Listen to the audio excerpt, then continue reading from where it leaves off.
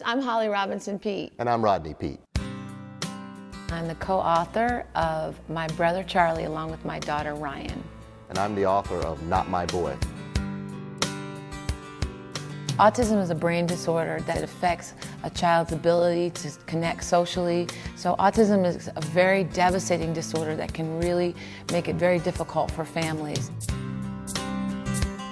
About 2 years ago, my daughter Ryan came to me and she said, look, kids at school need to understand what autism is because kids are making fun of RJ, they don't understand what it is. No one's playing with them. Yeah. And I thought it was such a beautiful idea because I knew she wanted to advocate for her brother, and that's what My Brother Charlie is about. She was the total inspiration for it. And Rodney Peete has played in Super Bowls, and I've spoken in front of a lot of people, but nothing was scarier than talking to 54th graders. You know, kids are brutally honest, and they fired questions away, and we answered them as honestly as we could, but it was the best experience we probably could have done. You know? It was a great idea to sit down and talk to these kids at school.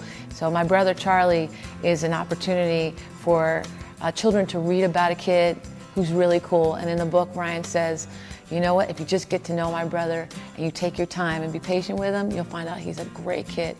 You know, as RJ has grown, there's been many triumphs that have happened in our lives, and he's able to communicate. Yeah, things they said he would never do. And along the way, you know, I think the first couple of years, I didn't really understand how to talk to him, break through to him. When I was reading Rodney's book, Not My Boy, I would sit up at night and cry because I had forgotten so much of what we went through. We've come so far. You know, obviously there's many reasons to write this book, but one of the big reasons is to really share some of the stories. And as I started talking to other fathers, it was amazing how similar the stories were. There was one circumstance in therapy, and I got down there and RJ didn't respond to me at all.